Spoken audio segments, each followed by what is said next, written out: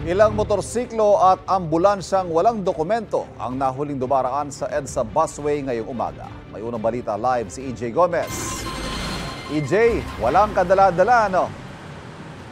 Ivan, 2 ambulansya, 2 SUV, 9 na motorsiklo at 1 kotse ang nahuli ng mga otoridad sa kanilang EDSA busway operation ngayong umaga.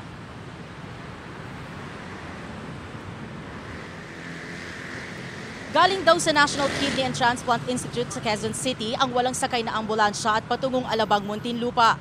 Walang maipakitang ORCR nang minamaneho nitong sasakyan ang driver ng ambulansya. Tumanggi siyang humarap sa kamera pero aminado siya sa nagawang violation. Susubukan daw niyang ihabol ang ORCR na hinihingi ng saik para di rin madagdagan ang kanyang violation at penalty. 9 na motorcycle riders naman ang nahuli rin. Depensa ng isa sa kanila, late na raw siya papasok sa kanyang trabaho.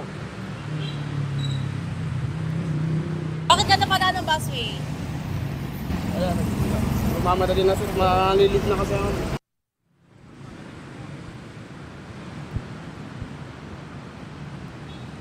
Ivan, isa pang ambulansya ang nahuli rin ng otoridad na dumaan sa EDSA busway. Sabi ng driver, galing pa daw siya sa Zamboanga. Pero kompleto naman daw ito ng dokumento, sabi ng SAIC. Bukod dyan, 2 SUV yung napara din, 1 government vehicle at 1 private vehicle. Paalala ng MMDA, bukod sa mga bus, otorisado mga sasakyan lang ng LTFRB ang pwedeng dumaan dito sa EDSA busway, gaya ng emergency vehicles at ilang sasakyan ng gobyerno. At yan ang unang balita mula rito sa Ortigas. EJ Gomez para sa GMA Integrated News. Kapuso, para laging una ka sa mga balita, bisitahin at mag-subscribe sa GMA Integrated News sa YouTube. Sa mga kapuso abroad, samahan nyo kami sa GMA Pinoy TV at sa www.gmanews.tv.